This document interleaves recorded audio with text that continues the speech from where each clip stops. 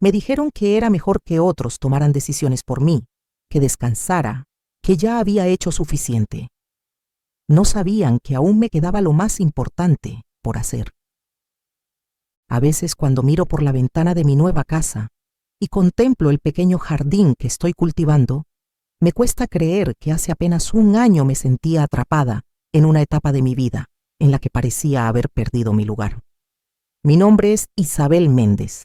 Tengo 70 años y esta es mi historia. Todo comenzó a cambiar después de una etapa muy difícil, cuando la vida me llevó a cerrar un capítulo importante. Me encontré sola en una casa que de pronto se sentía demasiado grande, rodeada de recuerdos que antes me daban alegría, pero que ahora me pesaban. Durante los primeros meses, me costaba encontrar sentido a los días.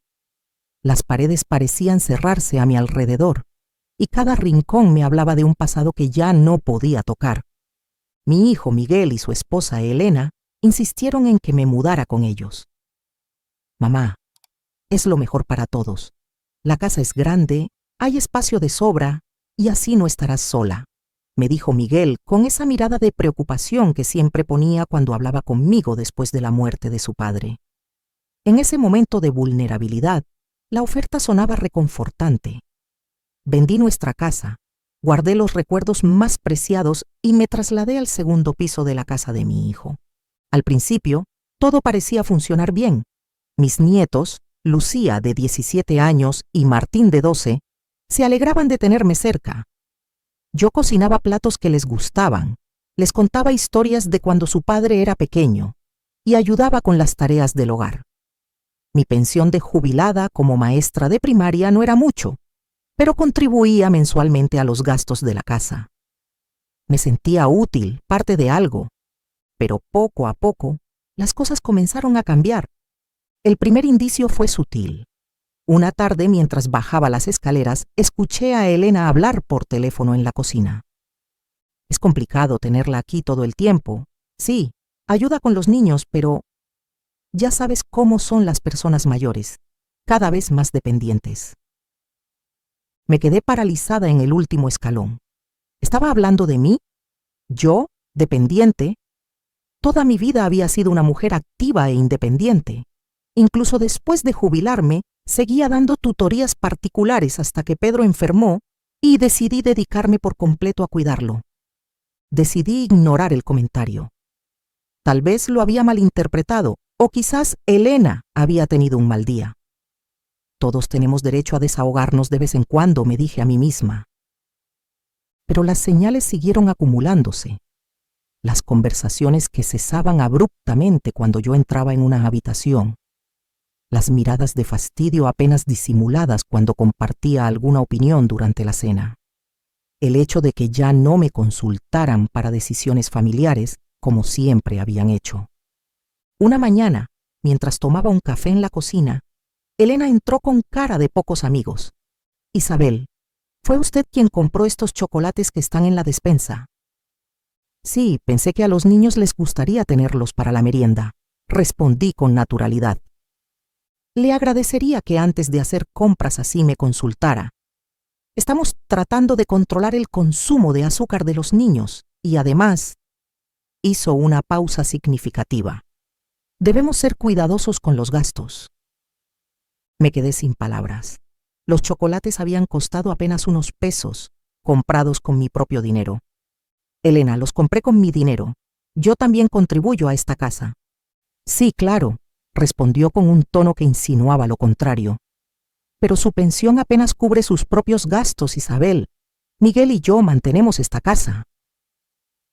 Esa noche no pude dormir. Las palabras de Elena daban vueltas en mi cabeza. ¿De verdad pensaban que mi aporte era insignificante, que yo era una carga?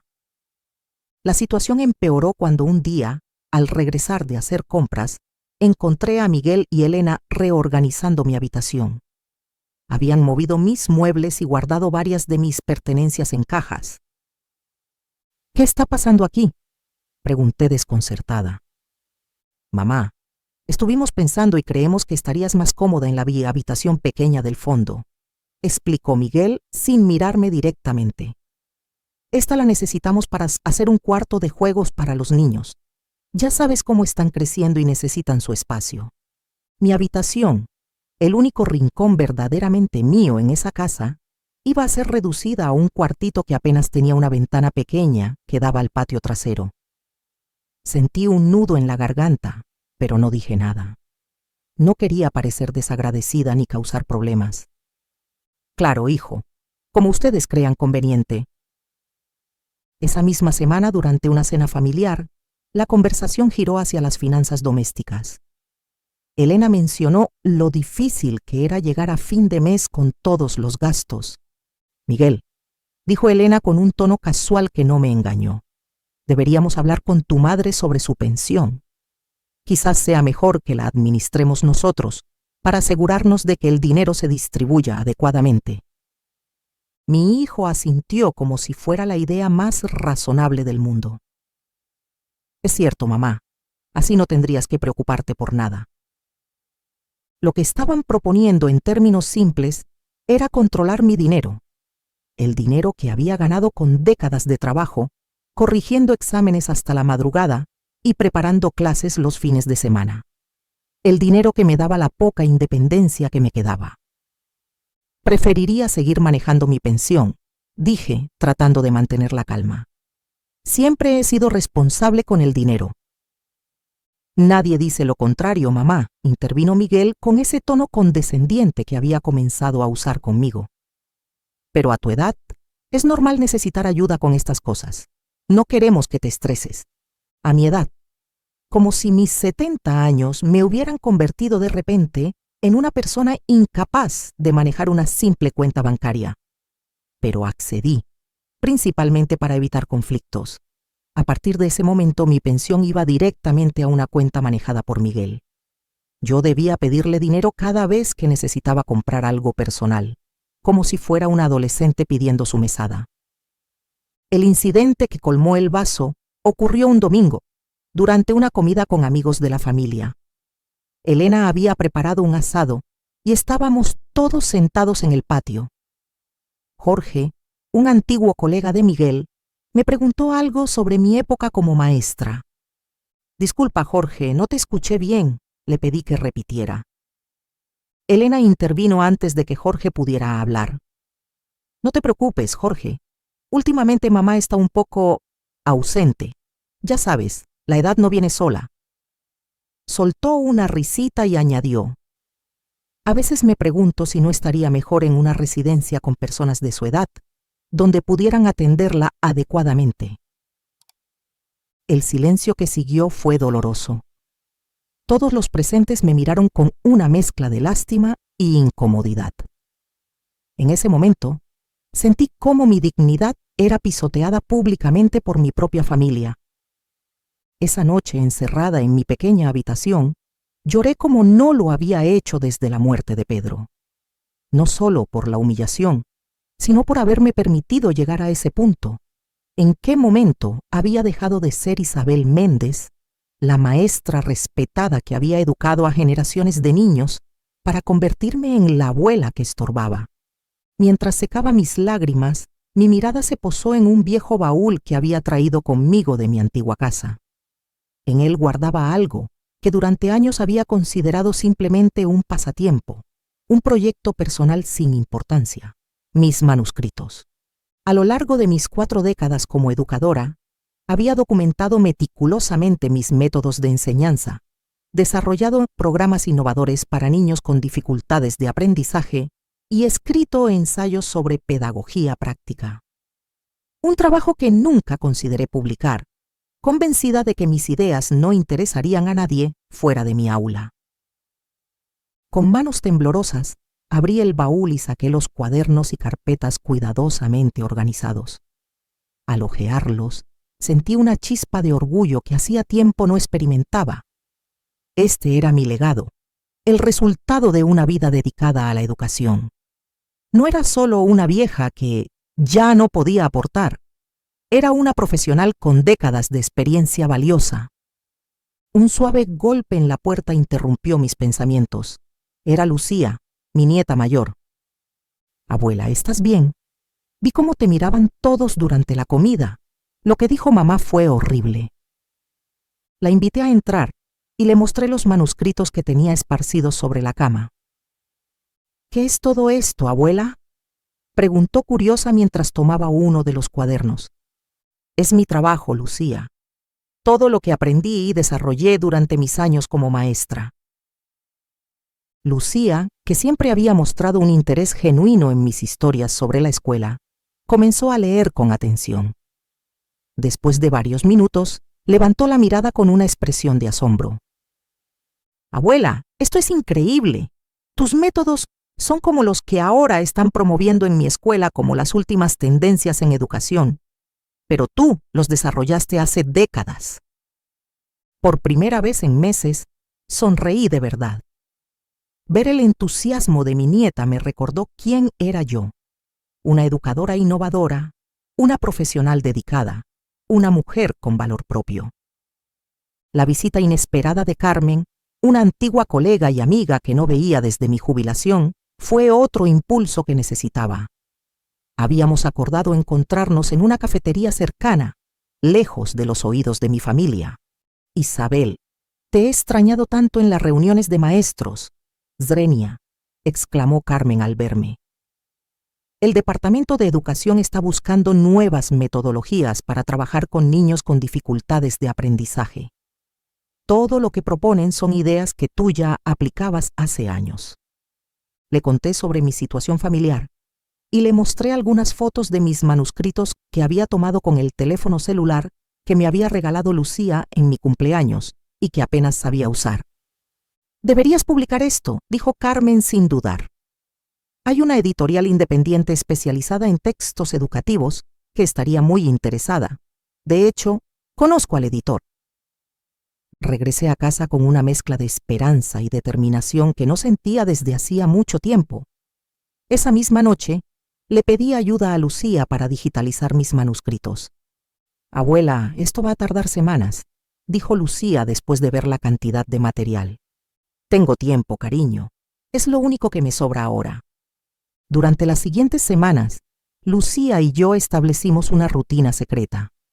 Cada tarde, mientras Elena trabajaba y Miguel estaba en la oficina, nos encerrábamos en mi habitación.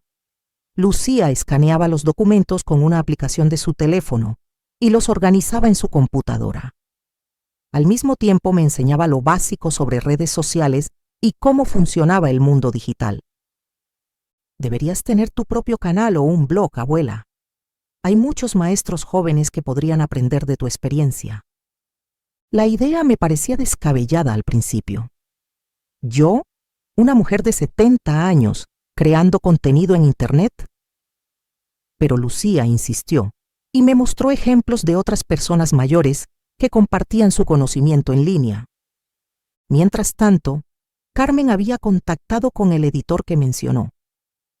Roberto Guzmán, un hombre de mediana edad que dirigía una pequeña pero respetada editorial educativa, mostró interés inmediato en revisar mi trabajo. Envíeme lo que tenga digitalizado hasta ahora, me dijo por teléfono. Si es como Carmen me ha descrito, podríamos estar ante un material muy valioso para el sector educativo. La posibilidad de que mi trabajo fuera publicado me llenó de nervios y emoción, pero mantuve todo en secreto. No porque quisiera sorprender a mi familia, sino porque temía sus reacciones. ¿Y si trataban de desalentarme? ¿Y si Elena lo veía como otra extravagancia de la abuela? Un día, mientras revisaba el material con Lucía, mi nieta me hizo una pregunta que me dejó pensando. Abuela, ¿qué harás si esto funciona? Si publican tu libro y, ya sabes, si ganas dinero con él. No había pensado en eso.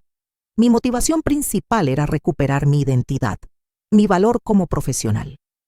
Pero Lucía tenía razón. Si el proyecto salía bien, podría significar independencia económica real. No lo sé, cariño. Supongo que lo primero sería tener mi propio espacio. ¿Te irías de casa?, preguntó con tristeza evidente. No me alejaría de ti, ni de tu hermano. Pero necesito mi propio lugar, Lucía.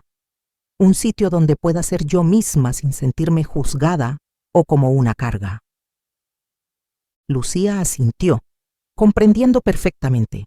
A sus 17 años, tenía una madurez emocional que me asombraba. La primera señal de que algo estaba cambiando en la dinámica familiar llegó cuando Elena entró sin llamar a mi habitación una tarde. Lucía y yo apenas tuvimos tiempo de cerrar el archivo en el que estábamos trabajando. ¿Qué están haciendo ustedes dos encerradas aquí todo el tiempo?, preguntó Elena con suspicacia. Le estoy enseñando a la abuela a usar mejor su celular, respondió Lucía con una naturalidad que me sorprendió. Elena miró la pantalla de la computadora, ahora en el salvapantallas, y luego nos miró a nosotras. Lucía, tienes exámenes pronto. No deberías perder el tiempo con esto. No estoy perdiendo el tiempo, mamá. Estoy aprendiendo muchísimo de la abuela. La expresión de Elena reflejaba claramente que no podía imaginar qué podría enseñarle yo a su hija. Sin decir nada más, salió de la habitación. Va a decírselo a papá, murmuró Lucía. Siempre lo hace cuando algo le molesta. Efectivamente, esa noche durante la cena, Miguel me miró con preocupación. Mamá, Elena me comentó que pasas mucho tiempo encerrada en tu habitación. ¿Está todo bien? No es bueno que te aísles tanto. Estoy perfectamente, hijo. Solo estoy organizando algunas cosas personales. ¿Qué cosas, mamá? Si necesitas ayuda. Miguel, tengo 70 años, no 7. Puedo organizar mis propios asuntos. El tono firme con el que respondí pareció sorprenderlo. No estaba acostumbrado a que me defendiera.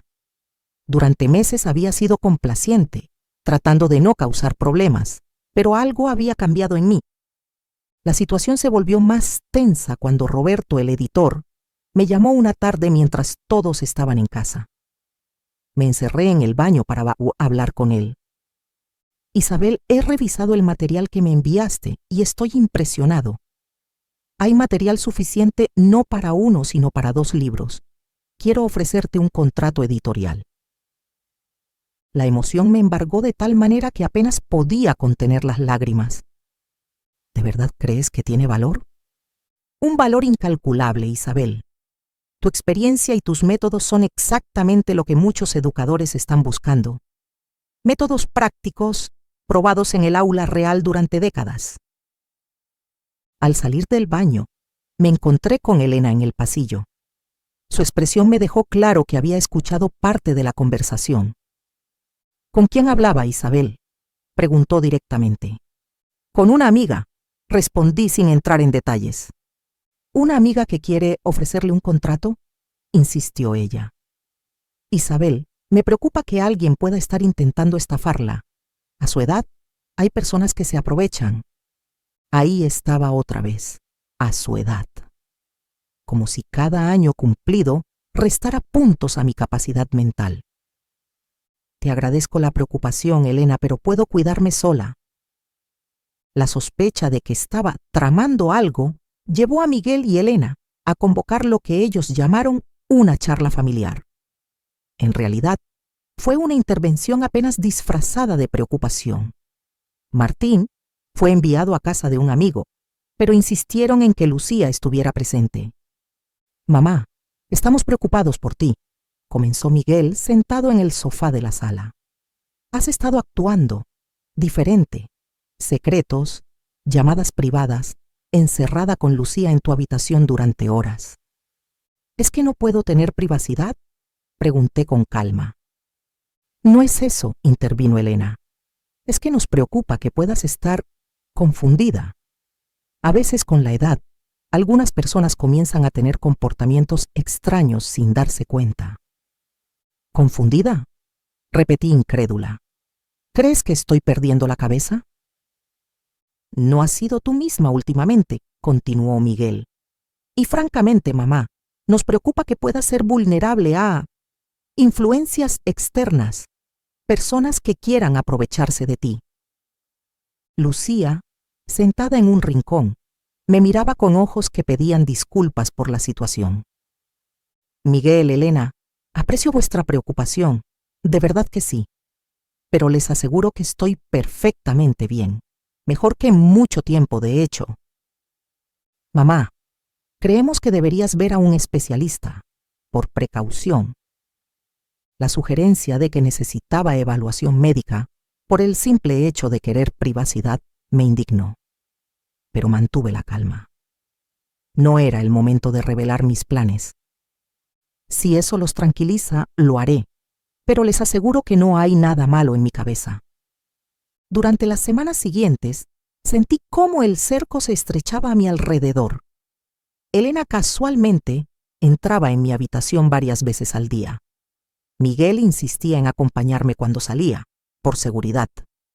Incluso limitaron mi acceso a Internet, con la excusa de que habían cambiado el plan de datos. Pero no contaban con la determinación de Lucía, que seguía ayudándome en secreto, usando su propio acceso a Internet para comunicarme con Roberto y Carmen. El proyecto avanzaba. Roberto había enviado un borrador del contrato que Lucía me ayudó a revisar. El adelanto que ofrecían por los derechos del libro era modesto, pero suficiente para mis planes.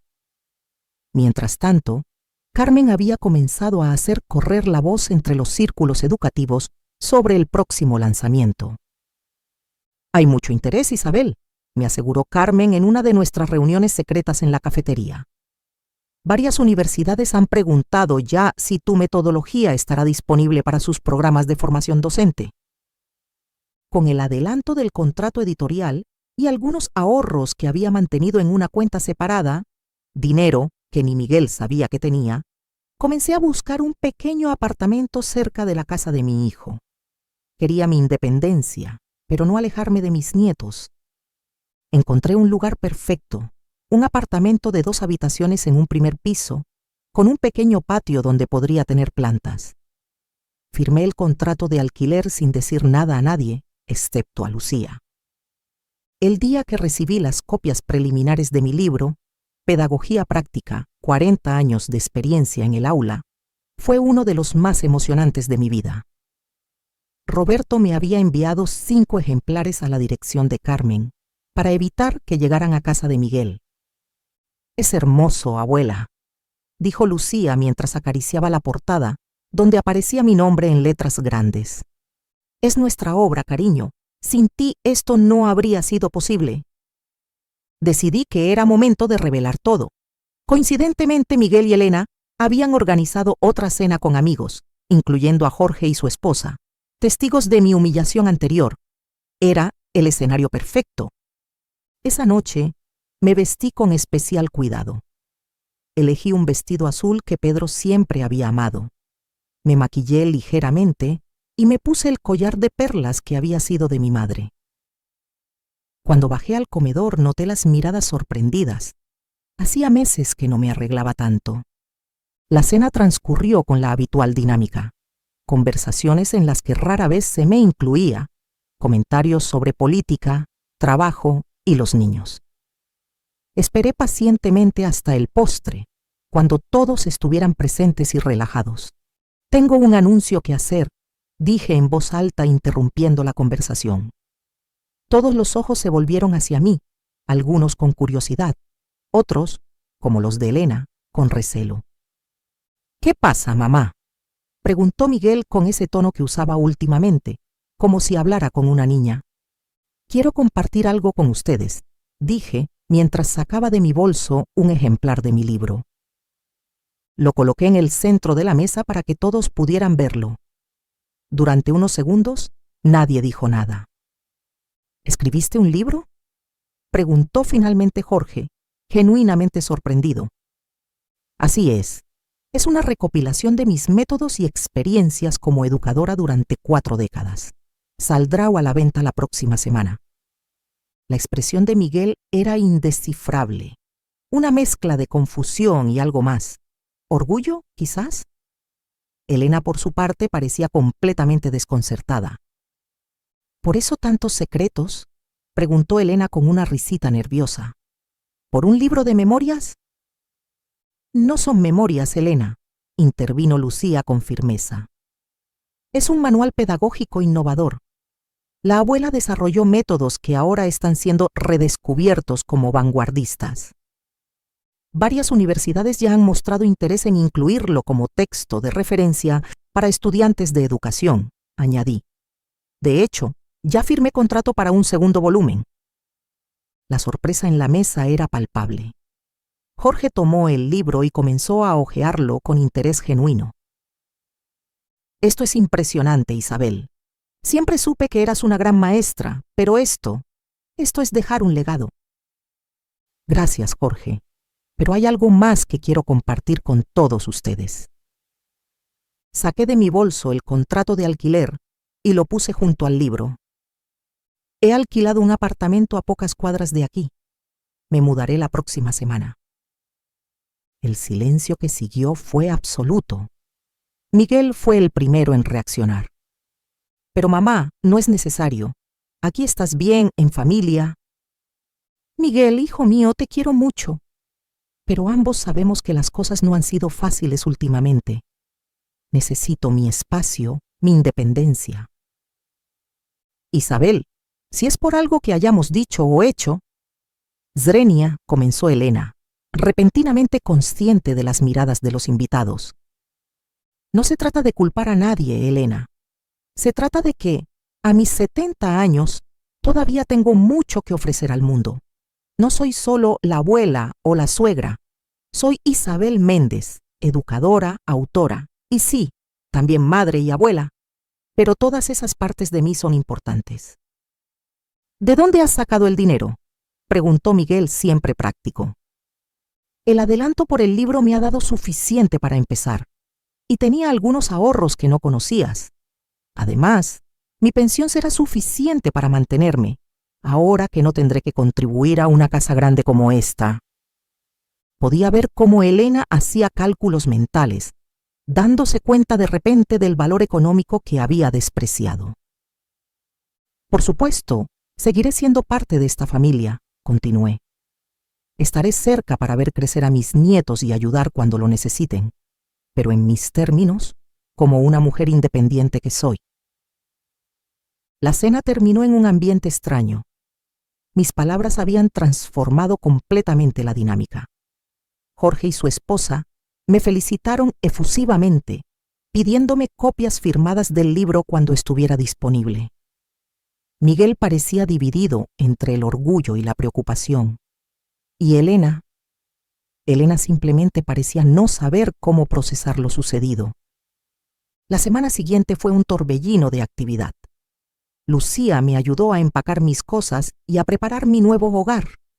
Miguel, tras la conmoción inicial, se ofreció a ayudar con la mudanza, quizás como un gesto de paz, o tal vez por culpa.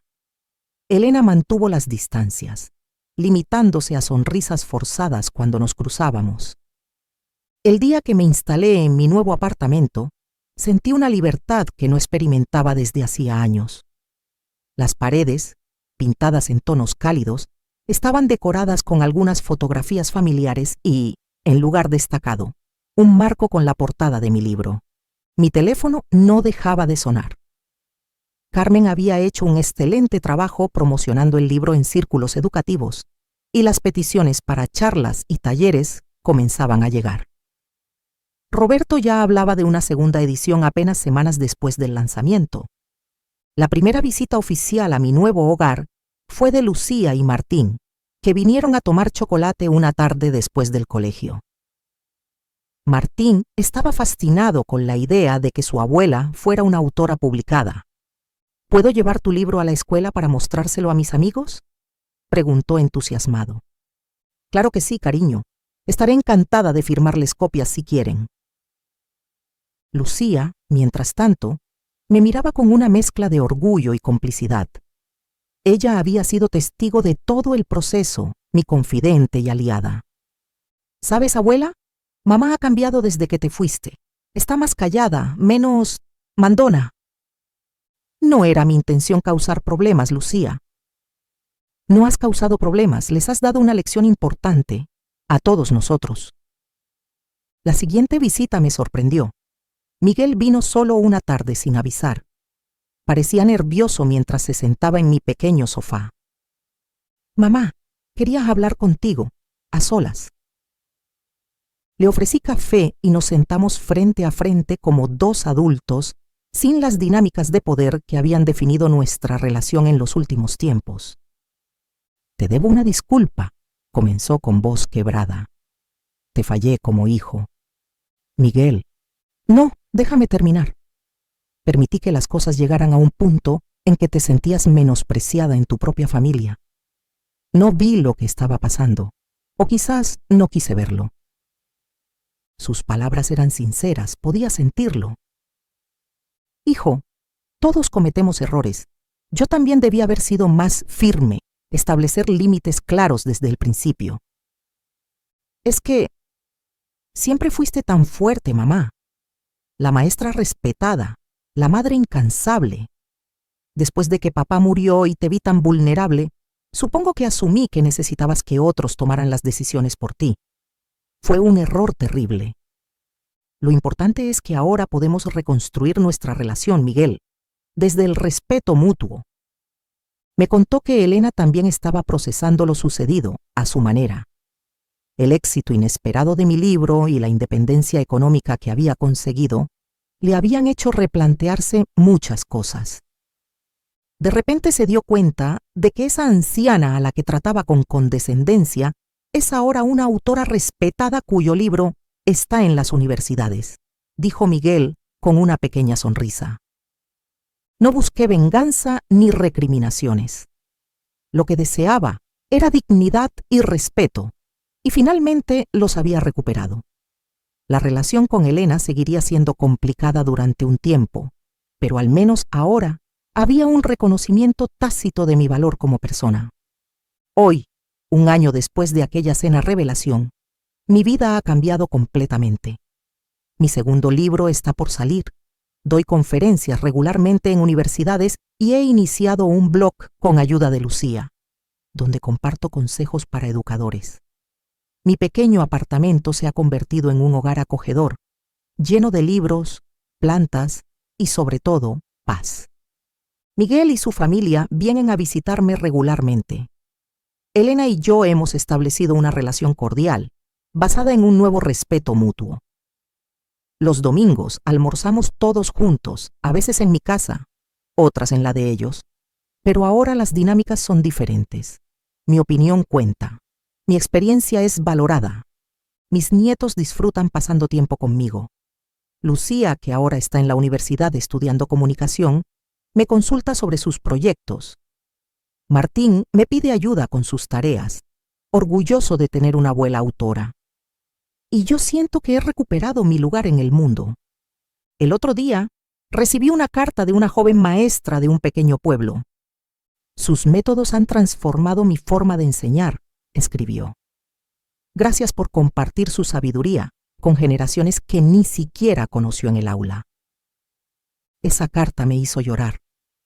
Todo lo que había guardado durante años, aquello que mi familia pensó que no tenía valor, estaba ahora ayudando a otros. Mi conocimiento, mi experiencia, mi trabajo, todos esos tesoros que guardé sin saber que algún día cambiarían mi vida y la de muchos otros. A veces pienso en aquellos meses difíciles en casa de Miguel, cuando me sentía invisible e inútil. Recuerdo la humillación, el dolor de ser considerada una carga, pero no guardo rencor. Esa experiencia me obligó a redescubrirme, a valorar lo que tenía para ofrecer. La semana pasada, mientras daba una charla en la universidad local, vi a Elena entre el público. No me había dicho que asistiría. Al finalizar, se acercó con timidez, algo inusual en ella. «Ha sido fascinante, Isabel», me dijo con sinceridad. «Nunca imaginé, quiero decir, siempre supe que eras maestra, pero verte así, compartiendo tu conocimiento con tanta autoridad, me ha impresionado». «Gracias, Elena», respondí sin recordarle que esa autoridad siempre había estado ahí, incluso cuando ella la ignoraba.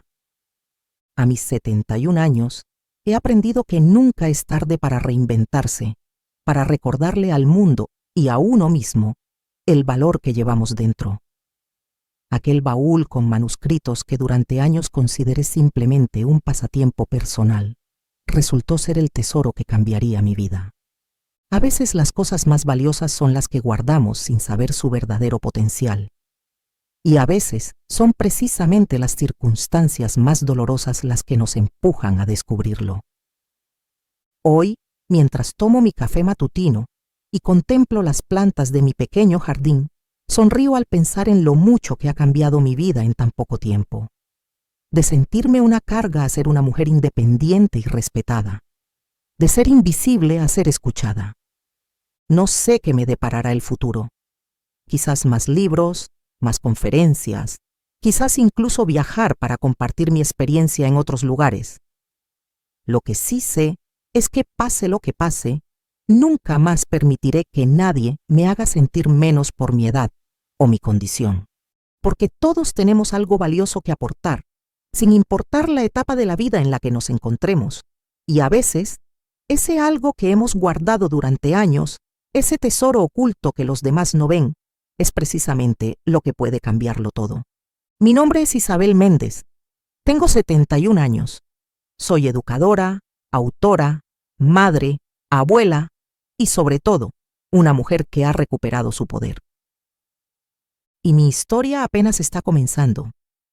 Si esta historia te ha conmovido, te invito a que te suscribas a este canal donde comparto historias de mujeres que encuentran su poder en las circunstancias más adversas. Activa la campana de notificaciones para no perderte ningún relato. Nos vemos en la próxima historia.